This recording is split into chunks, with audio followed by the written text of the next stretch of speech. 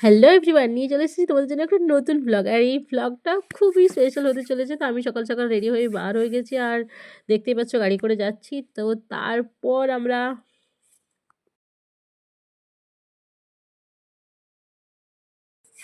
অবশেষে পৌঁছে গেছি আমাদের গন্তব্যে, মানে আমাদের মন্দিরের কাছে। সেদিন ছিল আমাদের পুজোর, মানে আমার দিদির মেয়ের অন্নপ্রাশন, মানে মন্দিরেও প্রথমে ভাত খেয়েছে, তারপর বাড়িতে অনুষ্ঠান হয়েছে। তো তার জন্য এই যে দেখতে পাচ্ছ আমার জামাইবাবু চলে এসেছে, আর আমি আমার জামাইবাবুকে ক্যামেরায় নিয়ে নিয়েছি। তো তোমরাই কমেন্ট করে বলো আমাকে বেশি ভালো লাগছে নাকি জামাইবাবুকে বেশি ভালো লাগছে। জামাইবাবু বলছে আমাকে বেশি ভালো লাগছে। তো তারপরে এই যে দেখতে পাচ্ছ আমার পিছনে আমার বোন আছে, আর এই যে আমার দিদি, আমাদের পুচু সোনার মা। আর তারপর আমি ওকে একটু মুখ ভেঙে নিলাম, কারণ ওকে একটু বেশি ভালো লাগছিলো আমার থেকে, আমার মনে হলো। তোমরা অবশ্য কমেন্ট করতেই পারো আমার কাকে বেশি ভালো লাগছে।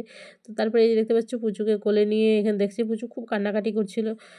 সেদিন তো একদমই ছবি তুলতে চাইছিল না, ছবি তুলবো বললেই কান্নাকাটি করছে, মানে ক্যামেরা ওর দেখাই চলছিল না।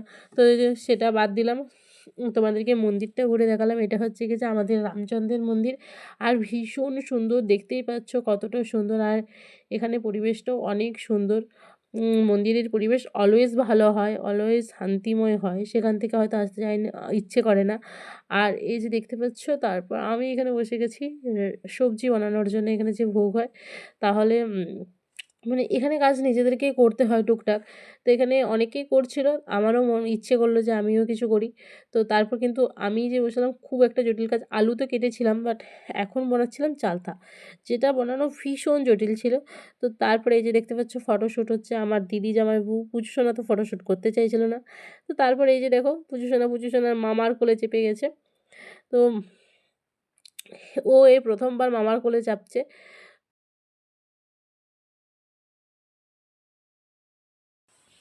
এখনো পর্যন্ত তো পুজো কমপ্লিট হয়নি, তার মধ্যে সবাই দেখতে পাচ্ছ এখানে প্রায় খেতে বসে গিয়েছে। আর আমি আর দিদি যাচ্ছিলাম মন্দিরের দিকে। তো তারপর দেখি এখানে রামচন্দ্র, হনুমানজি, লক্ষ্মণ সবাইকে নিয়ে যাওয়া হচ্ছে খাওয়ানোর জন্য। মানে ওখানে যেখানে রান্না বান্না হয় সেখানকে নিয়ে যাওয়া হয় খাওয়ানোর জন্য। শুধুমাত্র মাতা সীতার খাবারটা ওখান থেকে মন্দিরকে আসে, আর বাকি সবাই গিয়ে খেয়ে আসে। তো তারপর সবাইকার খাওয়া কমপ্লিট হওয়ার পর এখানে তো সবাই বসে পড়েছে, আর আমিও বসে পড়েছিলাম খাওয়ার জন্য। কিন্তু আমি এসে দেখলাম আমার বাড়ির সবাই খেতে বসে গেছে, আমিই বাকি ছিলাম। তো তারপর আমিও জলদি করে খেতে বসে গেলাম।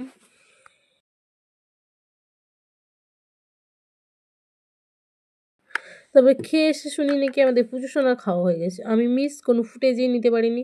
তো যাই হোক, তো তারপর বেরিয়ে পড়েছি ওখান থেকে বাড়ি আসার উদ্দেশ্যে, কারণ আজ বাড়িতে থাকবো, তারপরে কাল বিকেলে যাব দিদির বাড়িতে, পরশুদিন অনুষ্ঠান আছে। তো তার জন্যে রেডি হতে হবে। আর এই যে আমি আর আমার বোন দুজনে মিলে ভ্লগটা এন্ড করতে চলছি। Thank you guys, thank you everyone আমার ভিডিওটা পুরো দেখার জন্য। অনেক অনেক অনেক ধন্যবাদ তোমাদেরকে। প্লিজ এভাবে সাপোর্ট করো, অনেক ভালোবাসা।